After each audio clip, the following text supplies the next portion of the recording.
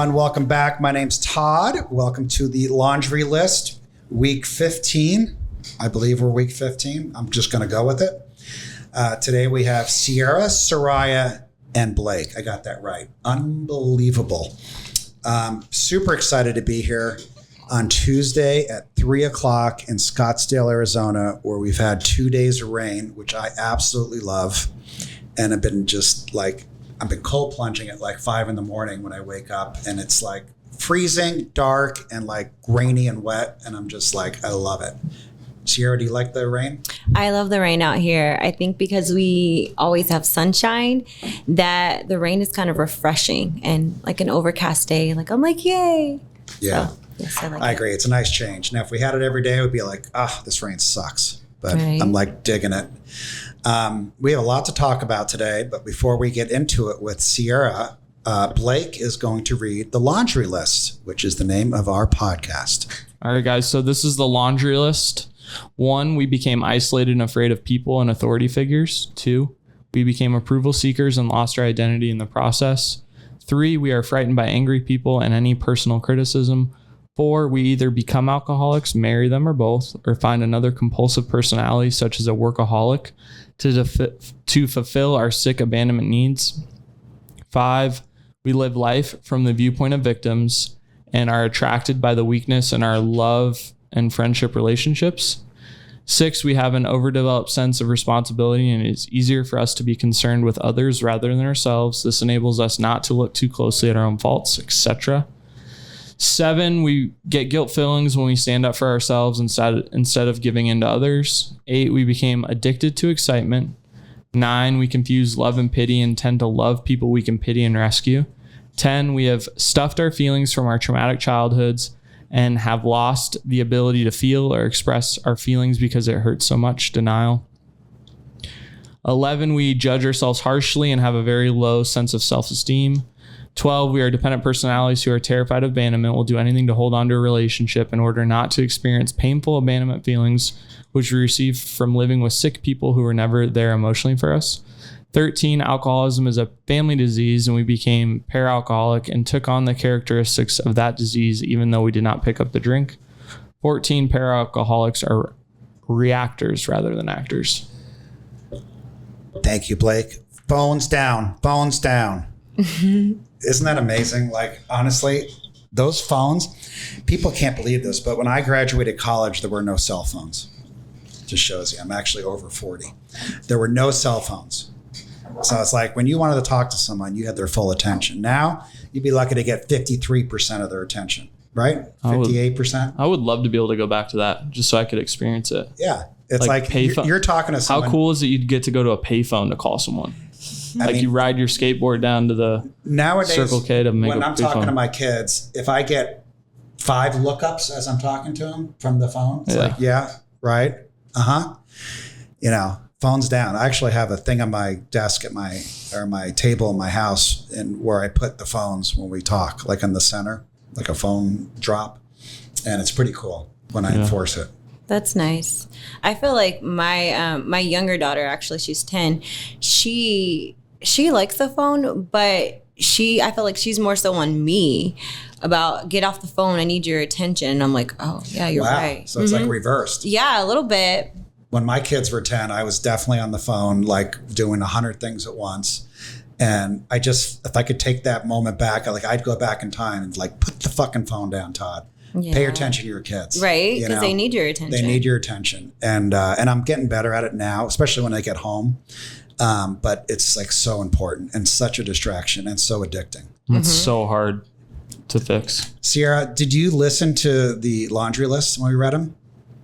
I did. Anything pop out at you when we were reading those? What popped out? There was the one where it was saying how, like, based on certain traumas, like, you love people that you find pity for and that you want to fix. Rescue. And then let me see, what was another one that kind of stuck out to me? For me, getting people's approval and seeking approval is a big one. Like wanting people to like me and think I'm like cool, hip, and all that. And then there was another one that I think I saw about our feelings, how like sometimes because it hurts to express our feelings, we bottle them up. And I know for me personally, like, especially when it comes to like romantic relationships, like I could be like madly in love with someone and have all these feelings for someone, but if they don't show those feelings back towards me in some way, shape, or form, a lot of times I won't express those because I don't want to be rejected or I don't want to feel abandonment. And it's just kind of like, well, I don't want to be here in this one-sided situation. So let me just deal with these instead of being vulnerable, you know? So that kind of stuck out to me as well. Do you ever take the risk and say, I have these feelings for you. I feel very strongly about this, and I'm feeling like you're not bringing these back to me. You're not expressing your feelings, and I don't want to reject you and just end this, and I want to see if we can make it work. Do you get like that honest and vulnerable with them, or do you just like bail?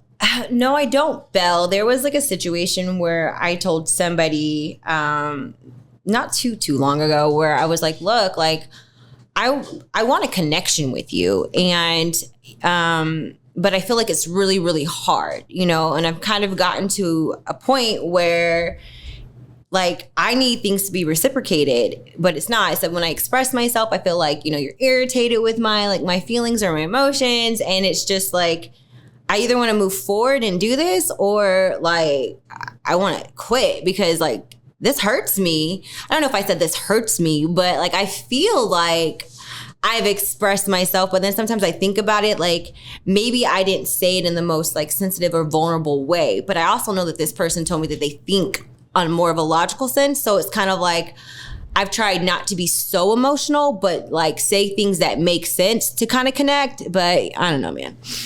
Yeah. And it's funny because as a kid, I was taught like, you don't feel, you don't talk about shit like that. Mm-hmm. That's important. And you certainly don't trust anybody that opens up like that. Mm-hmm. Like if someone's talking about how like they're scared or fearful, like you don't, that's not a manly thing. Like, you know, like suit up, son, like just don't talk about that shit. Yeah. And now I'm like learning the opposite. Like, no, feel, talk, trust, you know? Yeah. And so I think at least my experience is a lot of men, especially men like sort of over that 45 mark, it's like, you know, we were taught not to be in our feminine, not to feel those kind of things and man up. And it's like hard to rewire that sometimes. But once you do it, it feels great. And you feel like, oh, this is honest and I can really connect. And like, I really am figuring out what intimacy is. Yeah. You know?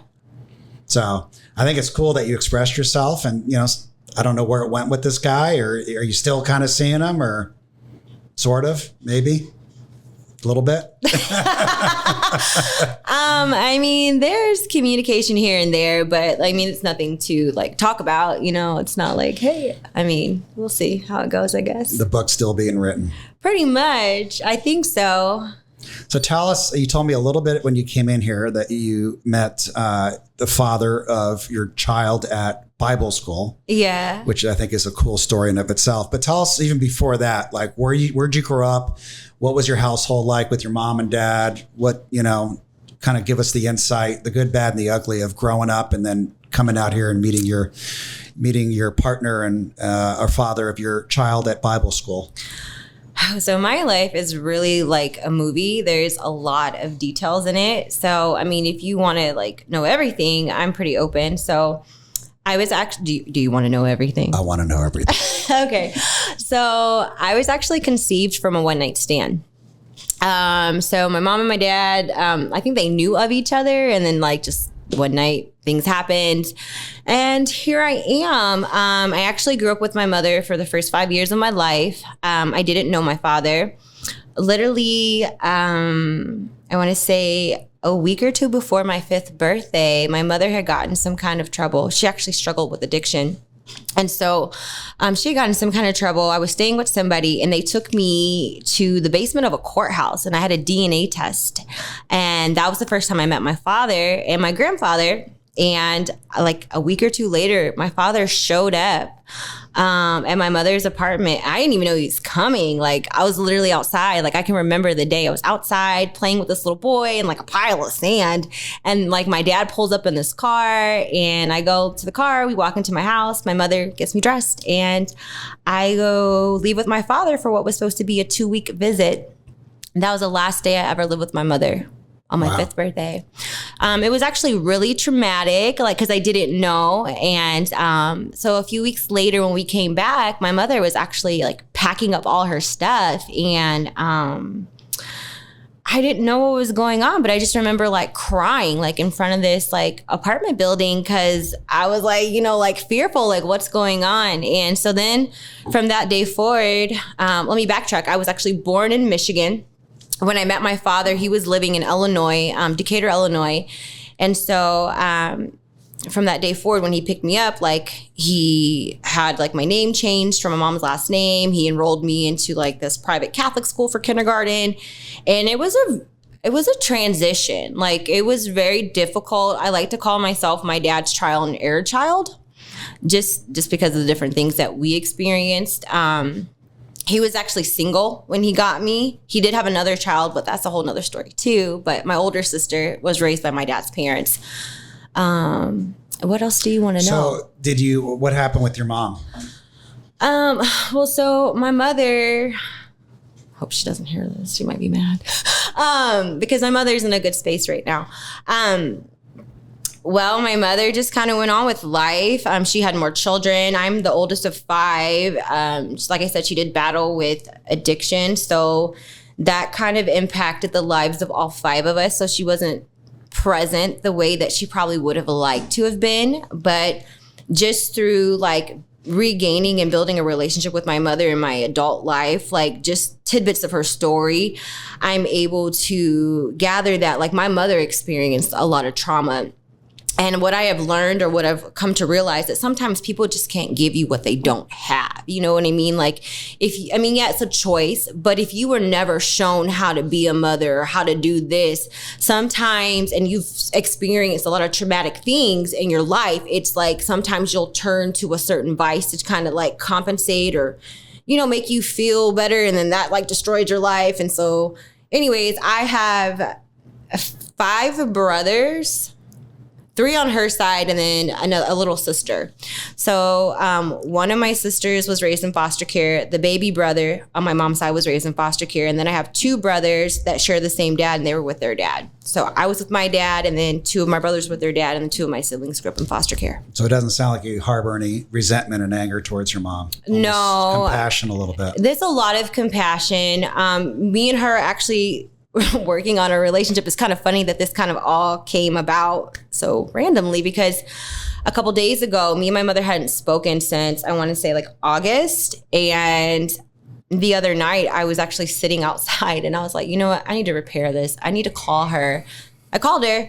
She was on her way to sleep and she didn't even remember I called. So then yesterday morning, she calls me and she's like, Ciera, I had the most beautiful dream of us. She said, I just saw us like laughing and just talking. And, you know, like, I want to work on our relationship. And I was like, well, that's why I was calling you last night. She goes, you called me? I was like, yeah, but you were like half asleep when you answered. She goes, oh my gosh. So we actually spoke this morning. So we're trying to be in a healthier place. Does she met your kids? Yeah, she's met my children. She actually came out here to visit, I want to say in 2012 when I was pregnant with my second daughter. And so then she actually got to officially meet my oldest daughter, whose name is Ariana, who was 4, about to be 5. So she's met the kids. She's seen the kids. They know who she is. They don't have like that grandmother relationship with her yet because, like I said, I was raised with my father and he married while I was a little girl. And so to them, my stepmother is my children's grandmother. Like they have that grandma relationship with her. Like it's a really beautiful thing that they have with her.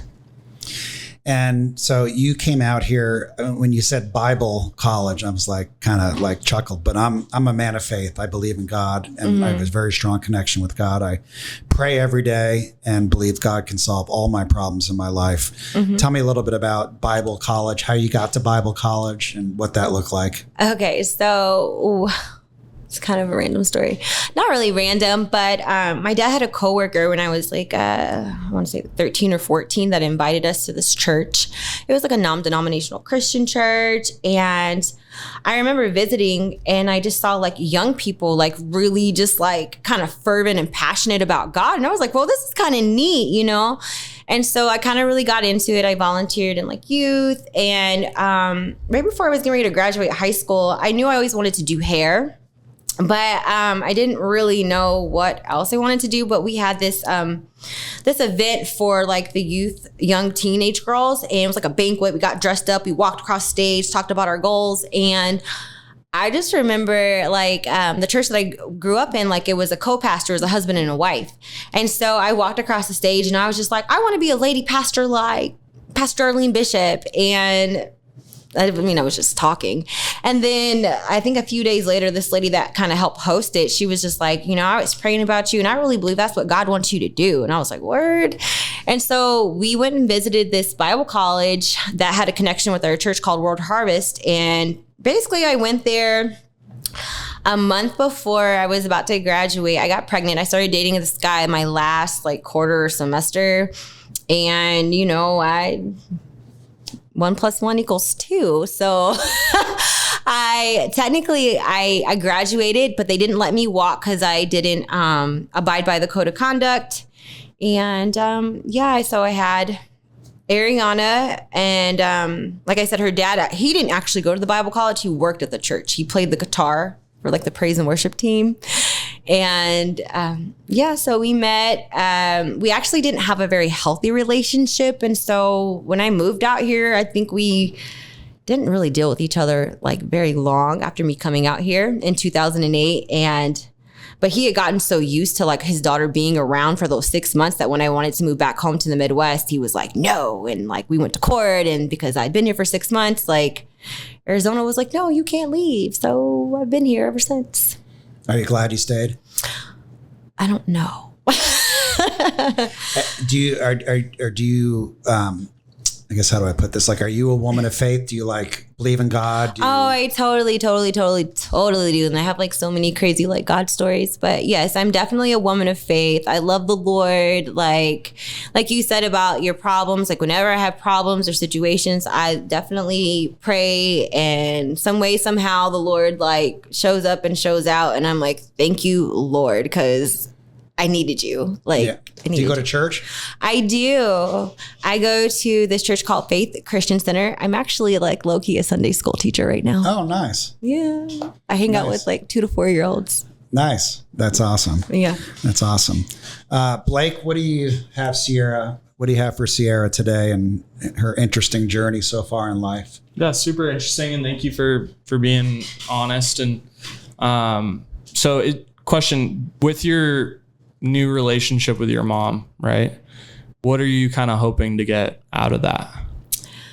I think I just want to like have a healthy relationship with her and just be able to talk to her. Like, it's not that like it's new. It's just like we go through seasons where we just don't talk. Like, she'll kind of get upset with me or get offended, and then like I'm just kind of like, well, I'm not mad at her, but like she seems like she's mad at me, so let me just give her space. But I mean, I do desire to have a connection and just for it to be healthy and to be able to talk to her. I know she mentioned some health things that are going on with her yesterday, so like that kind of concerns me. So I definitely want to be there for her during like, you know, the rest of her days, you know, because life is short. You just never know. And like, you know, you would hate to be in a falling out with somebody and then like something unforeseen happened. So I'm kind of glad that she did reach out, or I reached out too, you know. And I just hope that it's healthy and that we can, you know, maybe see each other, visit, you know, and just stay connected. That's cool. It's awesome that, you know, because we talk a lot about on this podcast about dysfunction in the household. How do we get over resentment and anger towards our parents?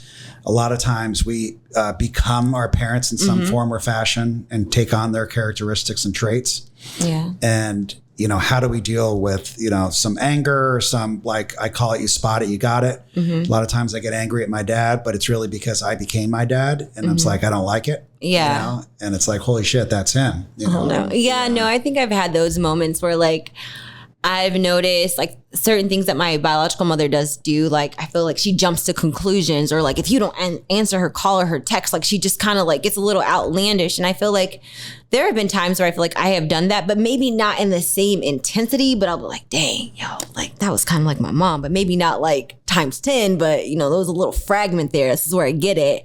Or just even with my father, like my father, I feel like I can speak very highly of him, even though, like I said, there was a trial and error, like challenge with me and him, you know, because you got to think about like he finds out like I'm his kid at like 4, picks me up. And I don't know if he planned on keeping me when he first found out it was his. He might have thought it was a 2-week visit too. And then was kind of like, oh, snap, like, where's this woman going? I got to like, you know, it was like I changed the trajectory of his life. Like my dad was a single man doing his thing. He was a ladies' man at that. Like, oh my gosh, I think I learned a lot of what not to do by watching some of the things that he did. But did you get attracted to that in your romantic relationships? Did you find that you dated some guys that were like your dad a little bit, like the ladies' man, charismatic, you know, sort of like laying it on, you know, thick? Or probably so. So what I can say, like, my father worked really hard. He was an amazing provider, I think. And my father, you know, like was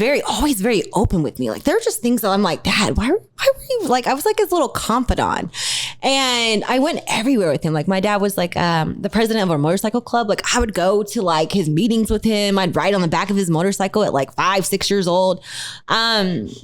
But I can say that I feel like I was there for my father sometimes, like emotionally, like to talk to him. But I do feel like that sometimes he wasn't always there for me. So what I have noticed in my patterns with men is that like, I'll find a man that's super successful, like great job, like he's attractive. And he's like really not that emotionally connected to me, but I'll want to like be emotionally connected to him or be there for him, or I'll look for like the signs of like maybe they're going through something. And so then I want to help. And so, yeah, I think that there is some of that. So, but what I'm glad is that like, at least I've always liked a man with a job. So a little bit of a rescue, but not to the rescue where like they're unemployed. And yeah, broke, no, you know? I don't do any of that. My daddy was a provider. Like, like, yeah, no. well, that was a good role model then. Right. No, he is. He's great and he's funny and I love him. He's funny. He's great. So do you ever find, like you said, becoming attracted to a man who's like not available emotionally or even like physically not available because he's either committed or married or not into having a monogamous, intimate relationship? So, you know what? I have had some crazy like situations in the past. Like, there was this guy I was like so in love with. And when I first met him, I thought he was going to be different than everything I had dealt with before because he was older. Like he was like 11 years older than me. I met him when I was 28, about to be 29. I actually met him out of the country. I was on vacation and we had sat down and we had a conversation and he wasn't like my normal type. Like, I mean, he was tall and he was like somewhat attractive, but he just was, you know, a little bit older. And I was like, oh, I don't know about this. But when I sat down and we talked, you know, he talked about how like he had this really great successful career. He had custody of his kids. And I was like, you know what, let me go take, you know, a leap of like a risk with this one because, you know, he's older, he's got a great job, he takes care of his kids, and it might be different than what I've been dealing with. And man, he had a whole situation. He lived in another state. And so, but he was like engaged. And by the time I figured it out, like I was already like emotionally invested. And so like it was... So was it hard to let that go? It was a little hard to let it go. We're actually still kind of friends in a weird way, but like there's no like romantic situation, but we're like. Is he still with the lady he was engaged with? Yeah, I guess they're like married now or something. I don't really know. Like, yeah, it's amazing. I mean, I laugh because I can identify so well with that. Yeah. And it's like, you know, I want to feel safe and feel committed in a relationship, in my romantic relationship. But boy, I still want to feel wanted and validated and approved by attractive women. Yeah. You know, and that was my dad, you know, I mean, that was like a role model. And it's like, that's something I always will be working on for the rest of my life. And it's like, I love being in a monogamous, intimate relationship, but it's like, you know, being the guy, you know, whistling like, hey, you know, let's make a joke, you know, blah, blah, blah. And it's like, that is like such a natural part of me, you know, and it's like, I don't want my kids to see that or learn that, you know, and I don't think they have. They're like, they think I'm like a creeper when I do that. Like, Dad, stop that, you know, like, and I think that's cool that they call me out on that shit. You know? Kind of your accountability partners. What do you do outside of being a mom to have fun and enjoy life? Well, I love traveling, and I'm actually leaving tomorrow. I'm going to Atlanta for a couple days, and I'll be back on Saturday. I like to travel. I love eating, so I love restaurants. Where do you like to go out for restaurants? I feel like I always go to the same places, but like where? I'm always like Steak 44, Ocean 44. But you're picking some nice places. The bougie spots. No, but there's, you know what? It's so neat about Arizona. Like, I feel like there's so many little hidden gems, and I just want to like go explore them all. But yes, I love food. I'm not much of like a going out to the club girl anymore. Like I used to. Like, that's just dead to me. I'm like, I'm not going to meet anybody there. I don't want to go there. But I like hiking. Where do you hike? Sometimes I walk up Papago Mountain because I live fairly close to there. Probably shouldn't tell you that. But have you ever tried Tom's Thumb? No, but I just saw pretty it. Amazing. Yeah, I just saw it. Where is it at? Like way out there. I mean, it's like 50 minutes from here, but it's so worth it. Really? It's a full day affair, but boy, that is a fun hike. And I live on Camelback, so I hop my backyard and I hike Camelback from my backyard. Yeah, I do. And that's pretty amazing. Yeah, no, it's pretty. It has a great view. I love it. Yeah. So what do you do to like relieve stress? Do you meditate? Do you pray? Do you write gratitude journals? Do you like hang out with people that are positive and like love life? Or, you know, what do you do to like stay in love with life and yourself? Man, it's a challenge sometimes. Sometimes I pray, and I definitely meditate like on certain scriptures that talk about like not being anxious. Like there's a certain scripture that says like, God did not give you a spirit of fear, but of power, love, and a sound mind. So sometimes I will recite that over in my mind, like when I get anxious, because like, and be real with you, I'm a single mother and I have 2 children, and like just having to like manage and handle it all. There are moments where I'm like, oh God. But that, or I like to sit outside. Like, I don't know, it's something about being outside. Like it makes me happy. Like I like to go outside. I do journal, I do write. Yeah. So those are kind of my things that I do. So what questions do you have for us? Because this is a podcast about relationships. And the reason that I started this podcast is because I got divorced 3.5 years ago, almost 4 years ago. And it's like, I was really in a lot of pain when I went through this divorce. I thought I was going to stay married to the day I died to this woman. And she asked for the separation. And it's like, I was like lost and felt alone and abandoned. And and I did a lot of work. And some of the work I did was that laundry list we just read. And it's amazing how I've learned a new belief about myself and a new identity. And it's like, it's so healing. And it's like, it's so strong to believe that, because I was in relationships my whole life with women that I don't think I was super compatible with, but I felt safe because I was in a relationship. Yeah. Because I didn't like to experience the breakup and the abandonment. Oh no. You know? And now it's like, no, none of that. Like I don't have any relationships in my life. Business, I'm married now. I just got married, and it's like, congratulations. Thank you. And it's like, I don't stay in relationships in business, personal, that I don't want to be in. Yeah. Where before, if I was in a relationship, I was making a lot of money off that relationship and it was a little abusive, whatever. I'm making a shitload of money. Like, but now, It's like, if I'm not feeling it and it's not respectful and I'm not feeling like I'm getting something out of it and giving something back, I don't do it anymore. So can you look at some of your relationships and say, like your mom, like you're talking honestly with your mom, like, hey, I got to repair this. I got to talk to her. I got to see what's up. Do you have relationships where you feel like you're not being completely honest and open with them in friendship and business and, you know, even like your kids' teachers or whoever, you know? I I don't know if I would say I have relationships where I don't feel like I'm being honest, because I feel like I am a very like honest person for the most part. Like a lot of times if I don't like something, I'll kind of speak up and and I think I'm getting to a place where if I see something, I'll be like, I feel like you're projecting, or I feel like this is a little touch of this. And, I don't really like this. Like your words and your actions aren't aligning. So, that's kind of like a form of manipulation. Like I'm pretty vocal. I definitely feel like I have gotten into like one-sided relationships before. Like I'm actually repairing, I don't even want to say repairing, but like revisiting another friendship that I had for a long time, and we separated for about 5 years.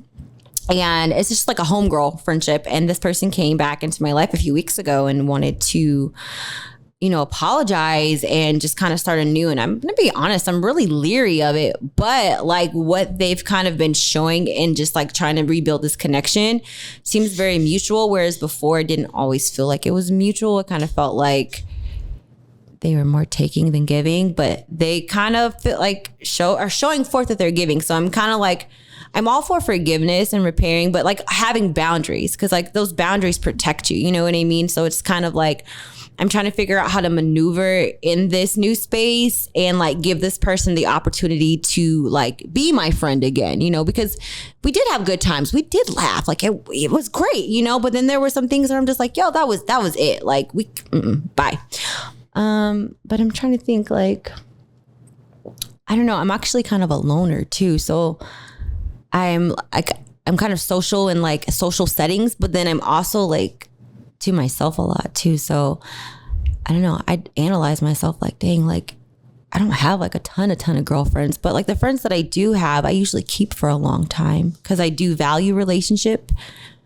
But yeah. I always say like men need other men to make them a man, and women need other women to make them a woman. Yeah. And I think that's super important. Yeah. Because I know a lot of guys that just hang out with their wife and business, and that's it. They don't have guy friends, and vice versa. Yeah. Women just hang out with other, men or just their jobs or whatever. And it's like, I think our tribe, and we're built in packs from, literally thousands of years ago. Like we're built in tribes and packs, and those are the people that make us who we are. Yeah. And it's like important to have strong influences around you that make you who you want to be. Yeah. Like I don't hang out with a bunch of guys that cheat on their wives and like cheat in business. And, I just don't do that. I did when I was in my 20s, but I don't do it anymore. Yeah, no. And that's why it's like, I definitely feel like I have people in my life like that I do admire and look up to. I don't really surround myself with anybody that like I can't learn from. Like, what's funny is my daughter actually participates in the youth at our church, my oldest one. And she, the youth pastor there actually wrote a book called Rethinking Relationships. And they were having a session where they were talking about relationships and how relationships are actually supposed to be mutually beneficial to one another. Not that you're like using anybody, but like you're supposed to be an asset to each other in one shape or in one way or another. Like not necessarily saying like, I'm going to give you the same thing that you give me, but I'm going to be beneficial to you just like you're beneficial to me, whatever facet that's in. Like, so. Yeah, the Bible says iron sharpens iron. Yeah, no, definitely. We are made for community. Like we are like, and the Bible talks about us being one, you know what I mean? How can a house divided stand? Like a house divided can't stand. So like God definitely desires for us to be, one with one another and build and esteem one another. So like, you're not meant to be an island to yourself. Like you were designed for connection, No just the right ones though. Yeah. And not being a taker, but not being taken advantage of. So it is a fine line and a balance. And it's like for me, a lot of it's just the physical feelings. Like I can feel when I'm being taken advantage of. Yeah. And I can feel when I'm being too much of a taker. Like it's just like a bodily feeling. Like I just get it, No, I can definitely think that. Cause actually even this morning, I have a girlfriend. So I have a lot of friends in the beauty industry that like we barter services. And one of my girlfriends, she did my eyebrows this morning. And that's why they're so dark, because I have to wash it off. Like I have no makeup on except for these eyebrows looking real intense. But I was thinking like she like always does this for me. And I was like, yo, like I don't want her to ever feel like I'm taking more than I'm giving her. So like we ended up having a conversation. I was like, I can do your hair. I can throw some color for you or, just whatever, because I want to be mindful of what I'm, giving to and not just taking. Yeah. So that's awesome. Soraya, what do you got for? Sorry, I lost my train of thought again. The first thing that I want to ask, circling back to Todd's point about how a man needs a man to feel like a man and how a woman needs a woman to feel like a woman. I think that that's especially important in your formative years. And I know that you were separated from your mother at age 5. So what I wanted to ask was, at what point did your stepmom appear in your life? And do you feel like in your formative years that affected you becoming a woman? Okay, so my dad and my stepmom got married, I want to say when I was around like 9. So I think she showed up around when I was 8. She actually came with like a very beautiful family. So what is really odd though is that like I didn't really feel very close to my stepmother. Like growing up, like I feel like we're better now as I'm an adult, but her mother was very pivotal to me. And then like her mother, like sister, like I have an aunt, I guess it's my great aunt Nadine. And I think about this all the time. Like I loved being with my stepmother's mom or my grandma and my aunt, because like I just remember like being around them and just always feeling very loved. Like my aunt Nadine just gave the best hugs. And my grandmother was just really sweet. Like she's still really sweet, and like I can call her, she'll talk to me. Like she was almost like more of a mother. And then I actually got to meet other people like as I like grew in adolescence that just kind of like appeared in my life that were like mother figures to me. Like there's this one, and I'm probably gonna get emotional about this one because like she was a game changer to me. But and I actually met her on Mother's Day in, was it 2004? And I met her at a church at the Bible college I was going to, and her name was Dolores Moody, but she was like became my godmom. It was so weird. Like I was like going to the bathroom and I saw her, she was a greeter, and she was just like, I'm hugging you for your mother. It was like a God moment or something crazy. And I just looked at this woman like, what is she talking about? And so I hugged her back because she threw her arms up, and then I just started crying, like just hysterically crying. And like she hugged me and we exchanged information. And then I think I called her just to be nice. And she, in that conversation, thought I said I wanted to come over. I was like 18.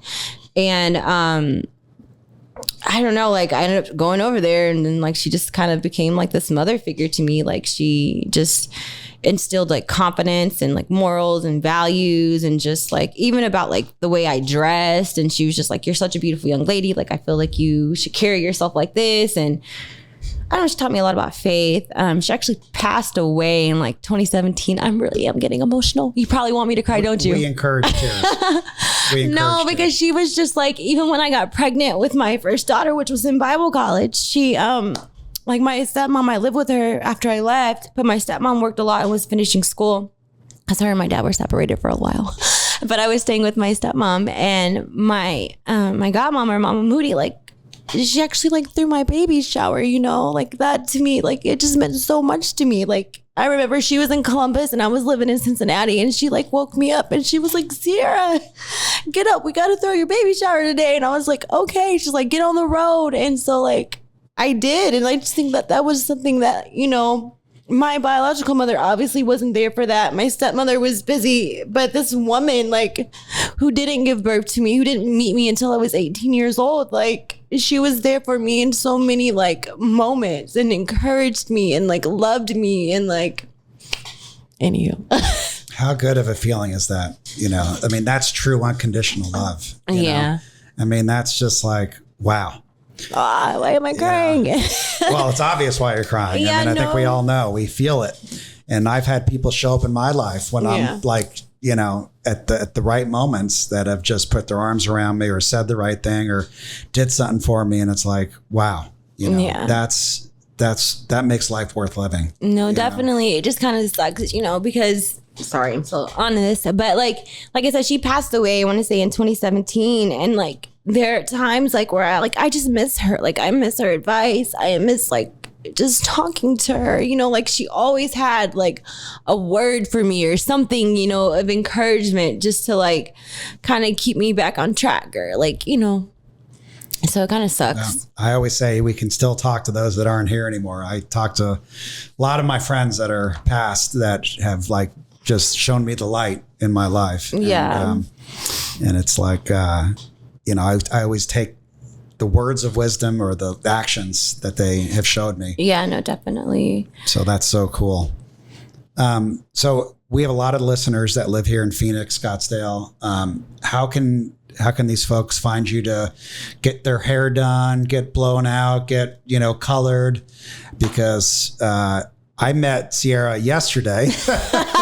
Crazy story. Right. I met her yesterday and I'm getting my hair done by Sylvia, who I love dearly. And she's sitting next to me and we just started chatting. And it's like, before you know it, I'm like, yeah, I got a podcast. We do it next door. And I'm like, you want to come on? And boom, she's on the podcast. And like Blake and Ciera are like, what? I'm like, who is this stranger you picked up? and I do this shit all the time. Like I've met people on subways in New York and like all over. And I just love talking to people. I love getting to know people. It's like one of my favorite things in life. But, it was so cool meeting you yesterday. And then, so, if people want to find you, where can they get you on Instagram or wherever they can find you? Okay, so I have two main Instagrams. I have my business one, which is Bella Nova Beauty Bar. It's all written out. It's kind of like one word. That's my business page. You can shoot me a DM. I'm not one of those hairstylists that says, don't DM me. No, DM me. I want to see you. I want to do your hair. Or my personal page is Only One Ciera, and that's all written out too. And Ciera is spelled Ciera. That's how you can connect with me if you like. Cool. So we ask this a lot when people come on the podcast. And what would you tell your little girl, little Ciera, 6 years old, 8 years old, scared little Ciera that literally is transitioning from, her mom to her dad and learning about life and just like in fear? What would you tell that person now as the adult, as a mom yourself? Like, what advice would you give? You can put her on your lap and say, honey, let me talk to you. Oh man, I don't even know. That's like a deep question. What would I say to myself? Like, have faith, trust God. It's all going to get better. Like, keep going. Like, all of this stuff is for a purpose and a reason. Like, you didn't experience the things that you experienced in life for no reason. Like, one thing that I feel very passionately about is that it's important to share your story because you don't know who it's going to encourage or it's going to help. So it's kind of one of those things like if I had to experience what I experienced to bring light to somebody else, then, it was worth it. It's a beautiful story and it's going to have a very beautiful ending and to keep going and there's still more life to live, Yeah, that's beautiful. My kids are 21 and 23, and they've had some struggles medically and also in life and physically. And I want to save and rescue the day at every turn. Like, I don't want my kids to suffer at all.